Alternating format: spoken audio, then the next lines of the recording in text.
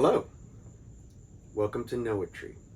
I am Jacob White, and I will be reading some selections of poetry. This is the inaugural episode of what I hope will become a recurring series on perhaps a new channel.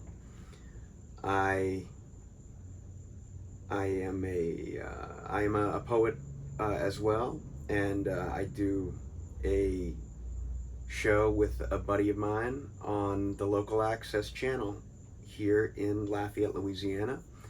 And for a while I have been wanting to do just this. So I've compiled a list of poems, and I believe they're all well in the public domain, except perhaps the poem by Jon Davis. So I beg his and his publisher's forgiveness if that is the case. But the poem of his, which I've chosen to go with this catalog, I think fits very well. So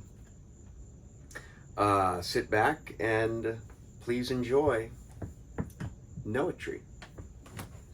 A noetry comes from the term noetics, which is inner wisdom, implicit understanding, intuition, which I think great poetry speaks to and informs. So please enjoy. The first poem is by one of my favorite American poets, Edwin Arlington Robinson, and it is entitled Richard Cory.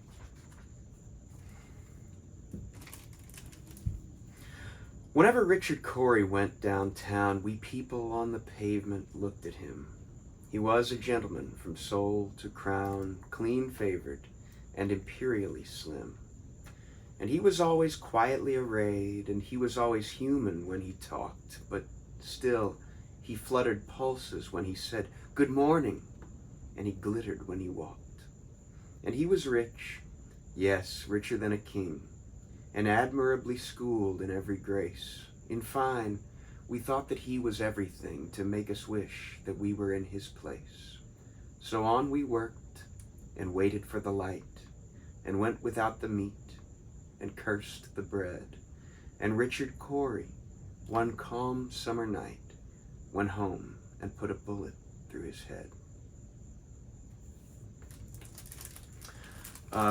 The next piece is entitled Ozymandius. First, I'm going to read the runner-up in the competition, which Percy Shelley's Ozymandius was selected as the winner. This is the poem titled Ozymandius by Horace Smith. In Egypt's sandy silence, all alone, stands a gigantic leg, which far off throws the only shadow that the desert knows. I am great Ozymandius, saith the stone, the king of kings. This mighty city shows the wonders of my hand. The city's gone, naught but the leg remaining to disclose the sight of this forgotten Babylon. We wonder, and some hunter may express wonder like ours when, through the wilderness where London stood, holding the wolf in chase, he meets some fragment huge and stops to guess what powerful but unrecorded race once dwelt in that annihilated place. And then, of course, the famous Ozymandius by Percy by Shelley, which I don't need to read, but I'll do so. I met a traveler from an antique land who said, "Two vast and trunkless legs of stone stand in the desert. Near them, in the sand, half sunk, a shattered visage lies, whose frown and wrinkled lip and sneer of cold command tell that its sculptor well those passions read which yet survive. stamped on these lifeless things, the hand that mocked them, and the heart that fed. And on the pedestal these words appear: My name is Ozymandius, King of Kings. Look on my works, ye mighty, and despair. Nothing beside remains. Round the decay of that colossal wreck, boundless and bare, the lone and level sands stretch far away.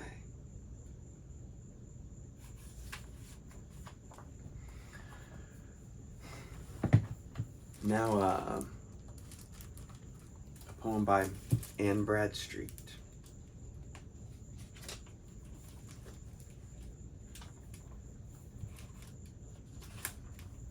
From 1666.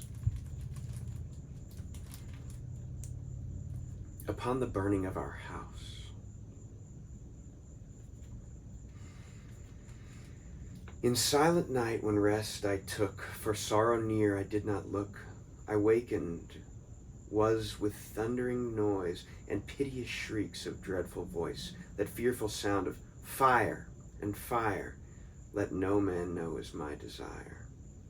I, starting up, the light did spy, and to my God my heart did cry, to strengthen me in my distress, and not to leave me succorless. Then coming out, beheld apace the flame consume my dwelling place.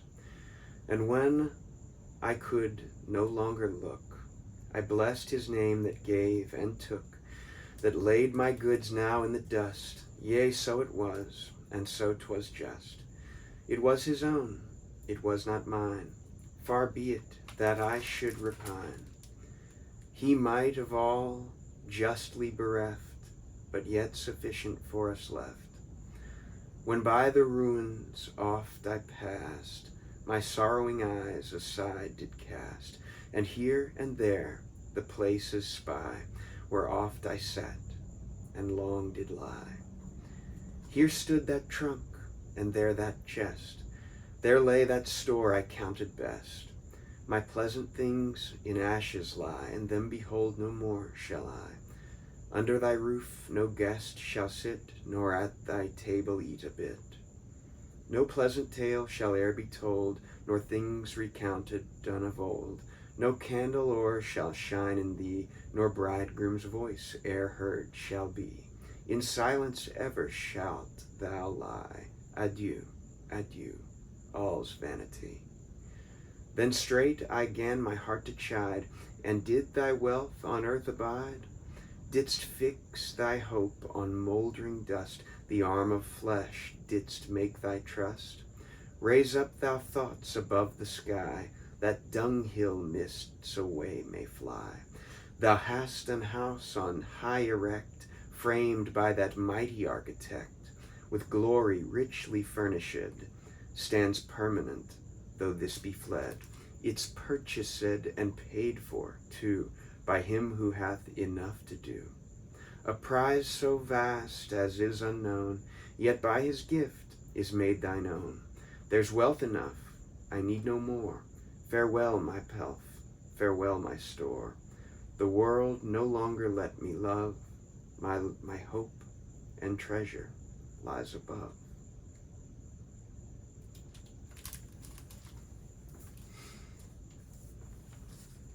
And now a short poem by Jon Donne.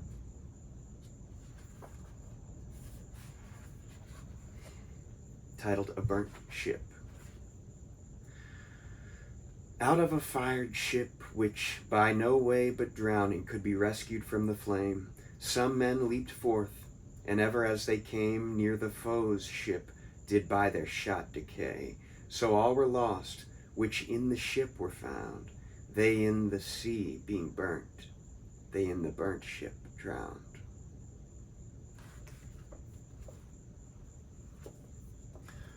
And now a poem by Frenau, titled The Wild Honeysuckle.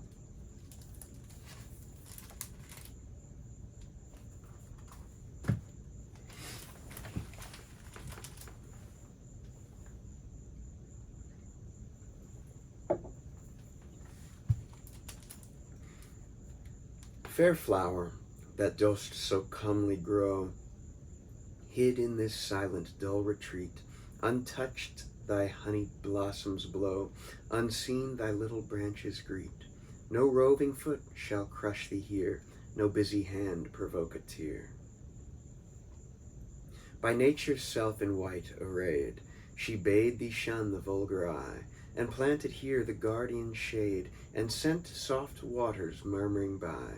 Thus quietly thy summer goes, thy days declining to repose.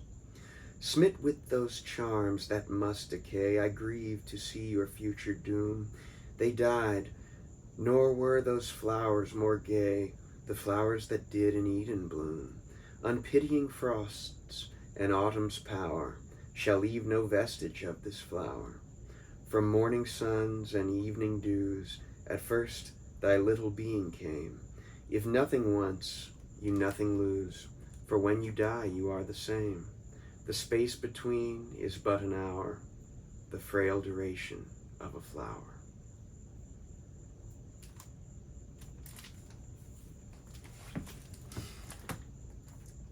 And now, of course, a bit of Shakespeare. Sonnet number 22. My glass shall not persuade me I am old, so long as youth and you are of one date.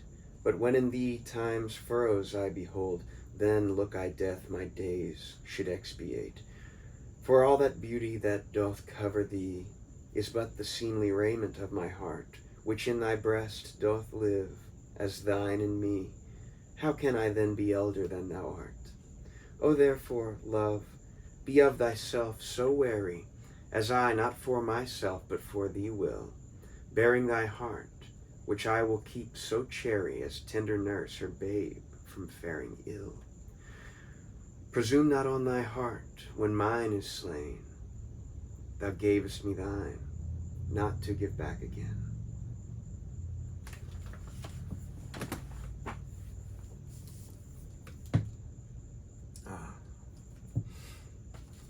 Now, I'm going to read a poem that I wrote for my brother, and then I'll read a poem that my sister wrote for him as well.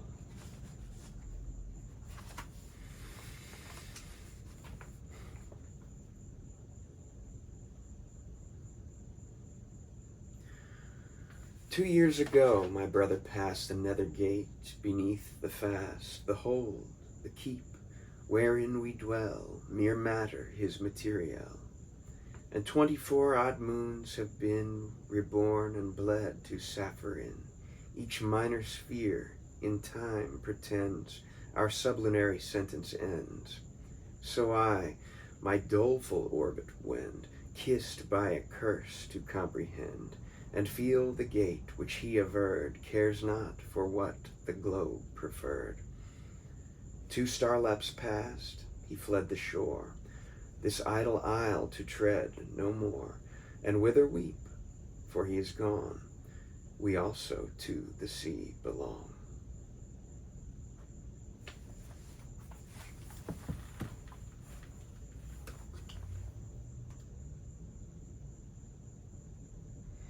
Now a poem titled After, by J.L. White.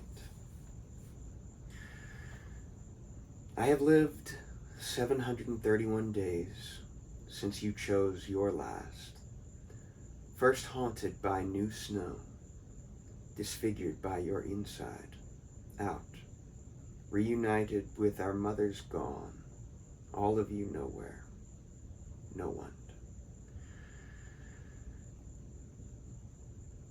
Our relict father limping toward the next force to corpse, your good heart beating, unheard, beaten. Then you, blotted, lurking in my liquored and powdered phosphines, then crystalline, moonlight shut, sunlight open. Now, hereafter, your cremained promise, my pulse.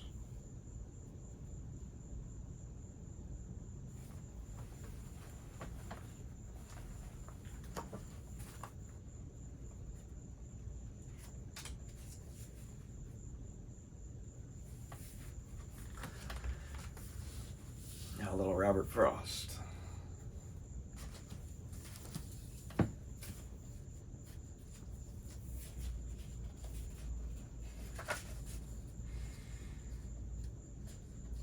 Titled Out Out.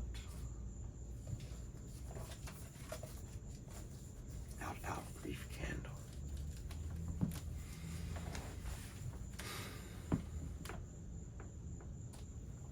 Forgive me.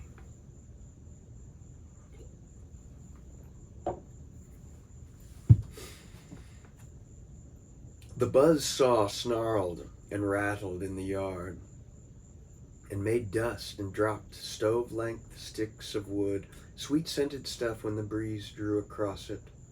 And from there those that lifted eyes could count 5 mountain ranges, one behind the other, under the sunset, far into Vermont. And the saw snarled and rattled, as it ran light or had to bear a load. And nothing happened. Day was all but gone. Call it a day, I wish they might have said, to please the boy by giving him the half hour that a boy counts so much when saved from work. His sister stood beside them in her apron to tell them, "Supper." At the word, the saw, as if to prove saws knew what supper meant, leaped out at the boy's hand, or seemed to leap. He must have given the hand. However it was, neither refused the meeting. But the hand, the boy's first outcry was a rueful laugh as he swung toward them, holding up the hand. Half an appeal, but half as if to keep the life from spilling. Then the boy saw all. Since he was old enough to know, big boy, doing a man's work, though a child at heart, he saw all spoiled. "Don't let him cut my hand off. The doctor, when he comes, don't let him, sister."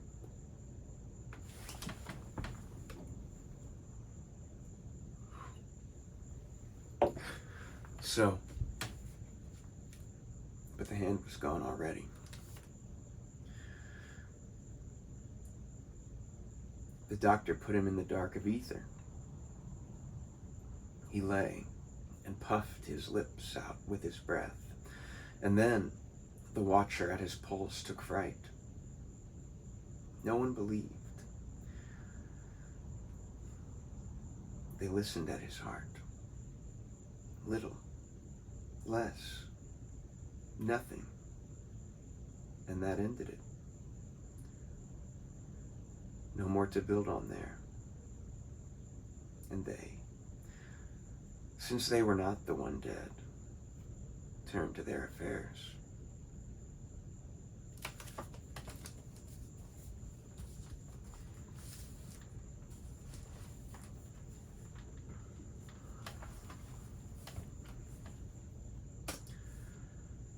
Now a poem by Jon Davis, titled The Frogs.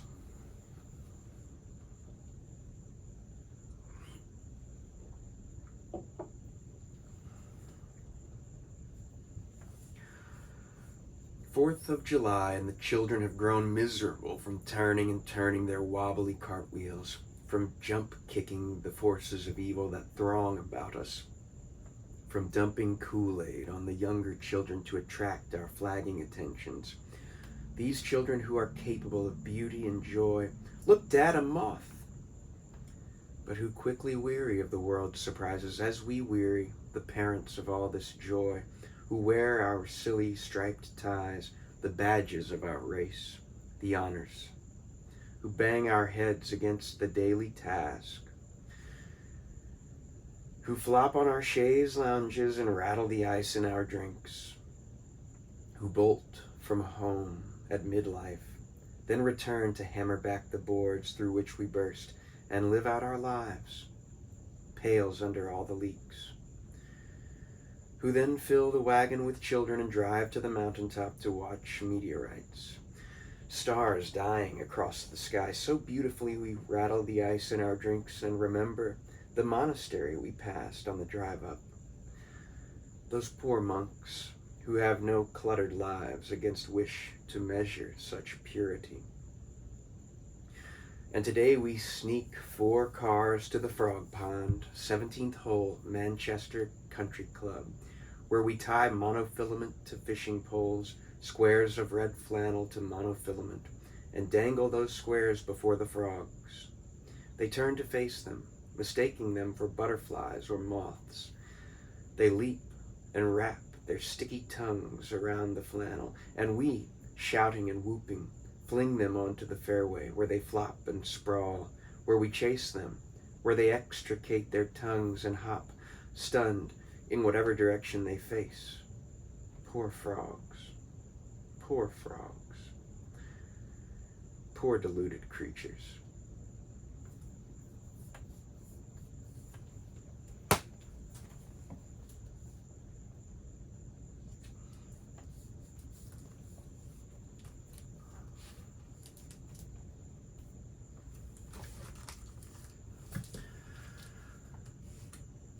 Now, selection by Ted Hughes.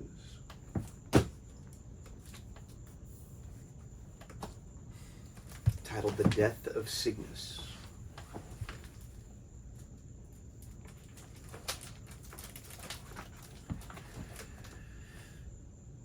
Under Troy's wall in mid-battle, Cygnus, the son of Neptune, had gone through the Greeks twice and sent a freshly butchered 1,000 tumbling into the underworld. Opposite, the chariot of Achilles, through the Trojans, a tornado through a dense forest, had left a swath of shattered trunks, vital roots in the air, a tangle of limbs. Achilles was looking for Hector, but Hector's humiliation had been deferred a decade into the future. Meanwhile, here stood Cygnus, with arrogant scowl and blood-washed weapons, the champion of the moment. Achilles fixed his attention on him. "Think yourself lucky," he shouted, "as you leave your pretty armor to me, that it was Achilles who killed you." Then he drove his team straight at him, and sent a spear between their white necks to drop Cygnus under their hooves. The aim was perfect, but the blade that should have split the sternum, and the heavy shaft that should have carried clean through the body, bounced off like a reed thrown by a boy. Achilles, astounded, skidded his team to a halt. Cygnus was laughing. "I know which goddess was your mother, the queen of the Nereids, but why be surprised if you cannot kill me? Do you think I wear this helmet, crested with the tails of horses, for protection? Or that I present this shield to save my skin? Or tuck myself in a breastplate because I am nervous? I carry these for ornament only, just as Mars himself does. Naked, my skin would still be proof against the whole Greek arsenal, including yours. This is what it means to be the son not of a sea nymph, but of Neptune, lord of the whole ocean and all its petty deities." His spear followed his words. Achilles, with a gesture, caught it on the boss of his shield. The bronze could not stop it. 9 hardened ox hides behind the bronze could not stop it. The 10th ox hide stopped it.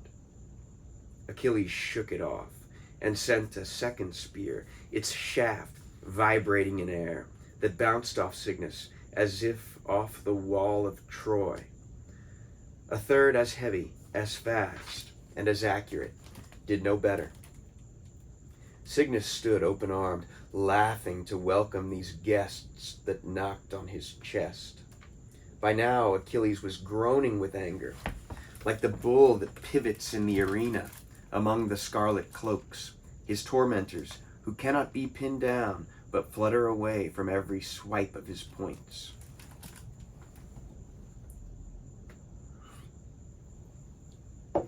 Achilles retrieved his failed spears and could hardly believe what he found. The great blades, sharp and intact as ever. "What's happened to my strength?" he muttered. "Is there something about this fellow that has spellbound the power of my arm? The same arm that pulled down the wall of Lyrnessus, when I smashed Thebes like a pitcher full of blood of the entire populace? When I dug such trenches with my weapon, the river Caicus drained whole nations of their crimson? Here, too, this arm has slaughtered so many their heaped corpses make monuments, pyramids all along the shore, to remind me what strength is in it. As he pondered this, he noticed Minoetes, one of the Lycians. Exasperated, to reassure himself, he hurled a spear like a yelled oath. It went through the breastplate of Minoetes, as if through a letter he happened to be reading. It drove on, and clattered the stones beyond as if it had missed, but splashing them with blood. As Minoetes, like a crocodile straining to get upright, beat his brow on the earth towards which he crumpled, Achilles recovered the spear. This corpse, this spear, and this arm I have proved are perfect, Achilles. Now with the help of heaven, he cried, let Cygnus join us in a similar combination.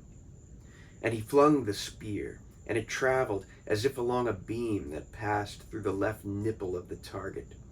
But at a clang the shaft bowed and sprang off sideways. Nevertheless, at that point of impact, a splat of blood brought a cry from Achilles, a cry of joy, ignorant that what he saw was the blood of Minoetes. He leapt on Cygnus like a tiger, hacking at him from every direction with his aerobatic sword. The flaring helmet flew off in shards like the shell of a boiled egg, and the shield seemed to be making many wild efforts to escape in jagged fragments, but Achilles' blade bit no deeper. With a pang of despair, he saw its edge turning like soft lead as he hewed at the impenetrable neck sinews of this supernatural hero. With a bellow of fury, he lifted his shield and slammed the boss full in the face of Cygnus, spreading the nose like a crushed pear and denting the skull front concave in a shower of teeth. At the same time, he pounded the top of his skull with the sword pommel, left, right, boss and pommel. Cygnus staggered backwards, his head on its anvil under two giant hammers, his neck bone splintering, his jawbone lolling to his chest. Terror and bewilderment had already removed the world from Cygnus. A big rock blocked his retreat. He fell over, splayed backwards across it, like a victim on an altar. And now Achilles hoisted him by his helpless legs and whirled his head on the diameter of his noble height like an axe. Through the vertical arc, slammed down onto the edged stones, then dropped on him, knee staving the rib cage. He gripped and twisted the thong, all that remained of the fled helmet. Under his chin, a tourniquet that tightened with the full berserk might of Achilles till the head almost came off. And Cygnus was dead. Achilles' eyes cleared as he kneeled there, panting and cooling. But now, as he undid the buckles that linked the corpse's gorgeous armor, he found his plunder empty. In those moments, Neptune's word had breathed in off the ocean and carried away Cygnus on white wings, their each wing stroke yelping strangely, a bird with a long undulating neck and a bruised beak aimed at a land far beyond the horizon.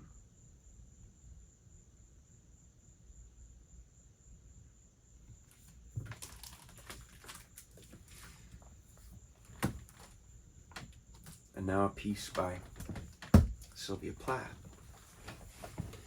titled Blackberrying.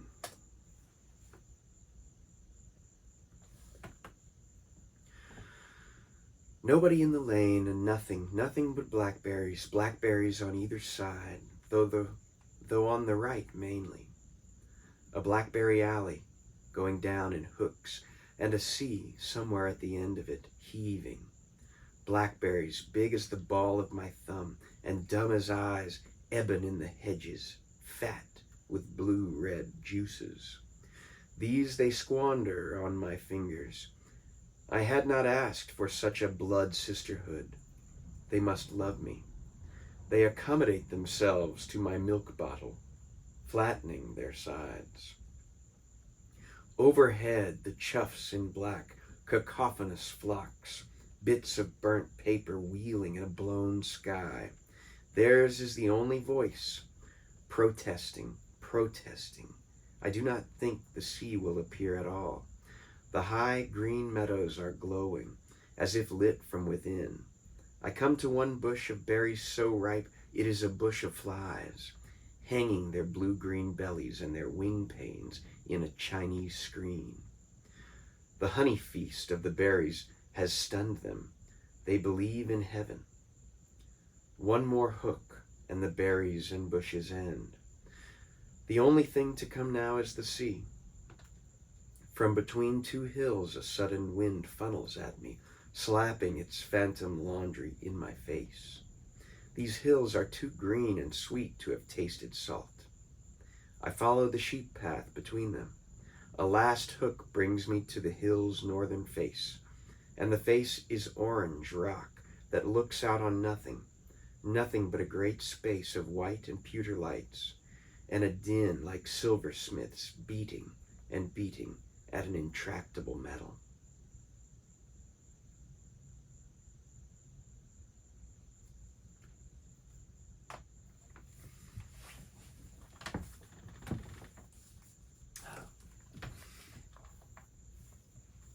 And now one of my favorite poems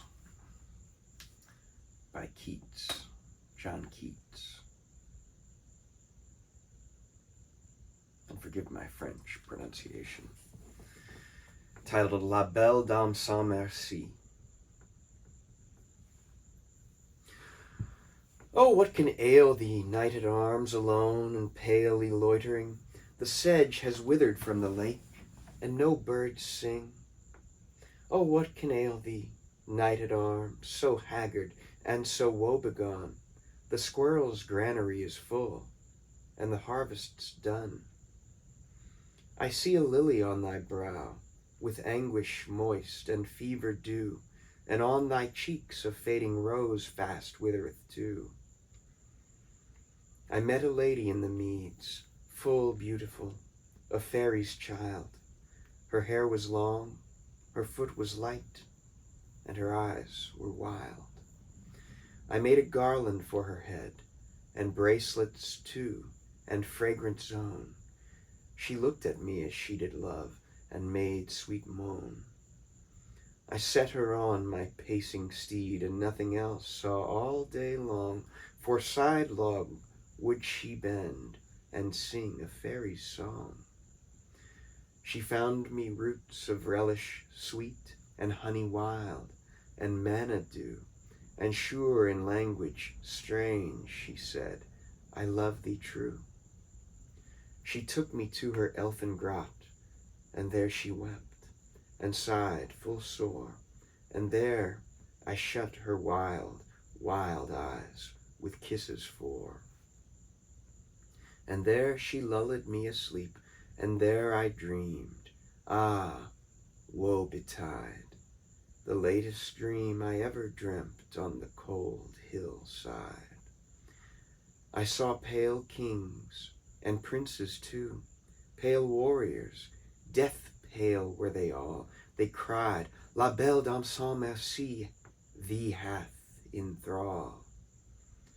I saw their starved lips in the gloam, with horrid warning gaped wide, and I awoke, and found me here, on the cold hillside.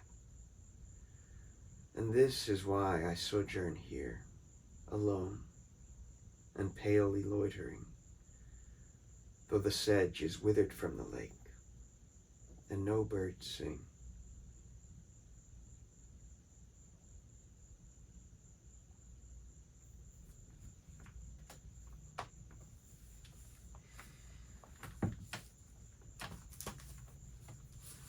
And now a piece by one of my favorite modern poets, Charles Bukowski.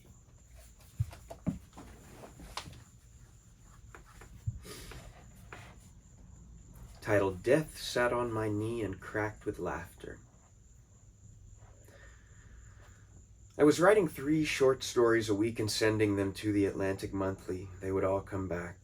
My money went for stamps and envelopes and paper and wine, and I got so thin I used to suck my cheeks together and they'd meet over the top of my tongue. That's when I thought about Hampson's Hunger, where he ate his own flesh. I once took a bite of my wrist, but it was very salty. Anyhow, one night in Miami Beach, I have no idea what I was doing in that city. I had not eaten in 60 hours, and I took the last of my starving pennies, went down to the corner grocery, and bought a loaf of bread. I planned to chew each slice slowly, as if each were a slice of turkey or a luscious steak, and I got back to my room and opened the wrapper, and the slices of bread were green and moldy. My party was not to be. I just dumped the bread upon the floor, and I sat on that bed wondering about the green mold, the decay. My rent money was used up, and I listened to all the sounds of all the people in that rooming house. And down on the floor were the dozens of stories with the dozens of Atlantic Monthly rejection slips. It was early evening, and I turned out the light and went to bed, and it wasn't long before I heard the mice coming out. I heard them creeping over my immortal stories and eating the green, moldy bread. And in the morning, when I awakened, I saw that all that was left of the bread was the green mold. They had eaten right to the edge of the mold, leaving chunks of it among the stories and rejection slips, as I heard the sound of my landlady's vacuum cleaner bumping down the hall, slowly approaching my door.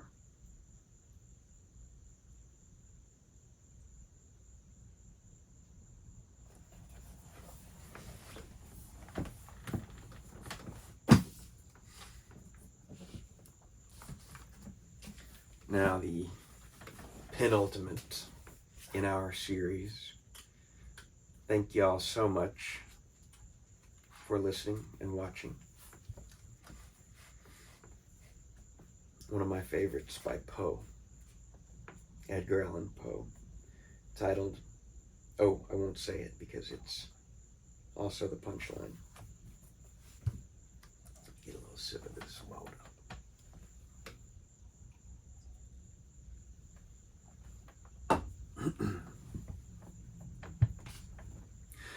Lo, 'tis a gala night within the lonesome latter years, an angel throng, bewinged, bedight in veils, and drowned in tears, sit in a theatre to see a play of hopes and fears, while the orchestra breathes fitfully the music of the spheres.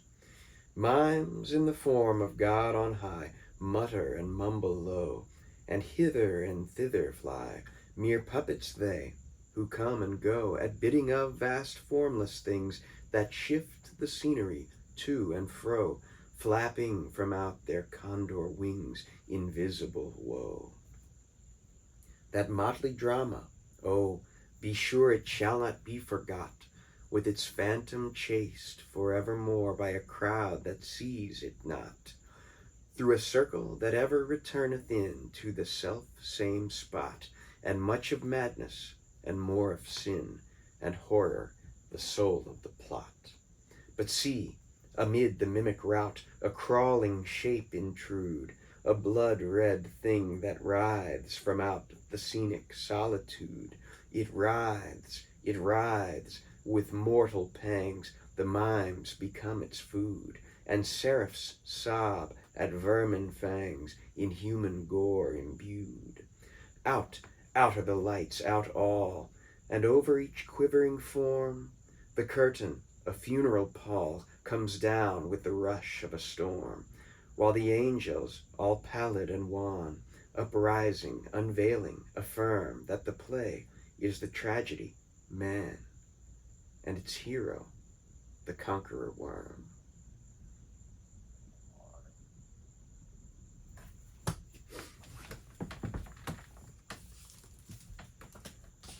The final poem is by the same author that the first poem is, Edwin Arlington Robinson. Thank y'all so much for tuning in, or clicking, or however you got here.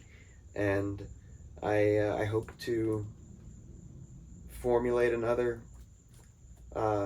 list of poems, perhaps with a different, some different theme.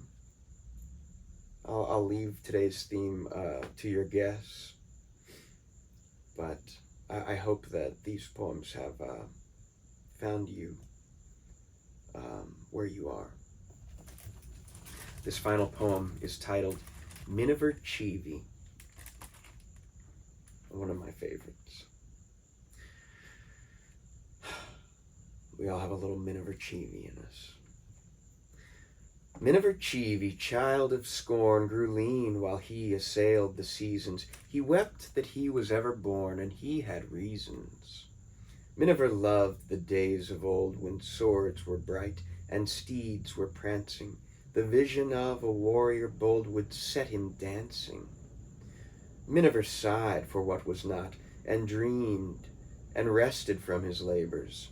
He dreamed of Thebes, and Camelot, and Priam's neighbors. Miniver mourned the ripe renown that made so many a name so fragrant.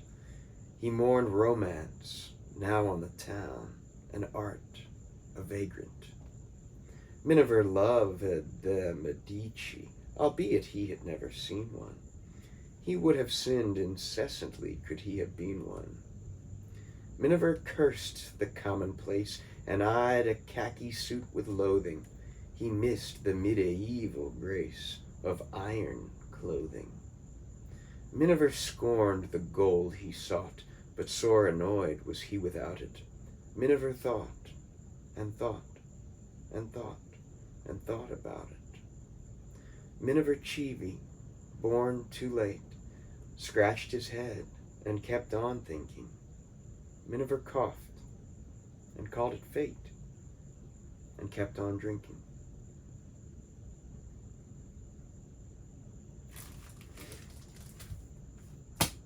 Thank y'all so much. I hope you enjoyed this. I did. I would have been doing this without the camera, so I hope to see you in the next one.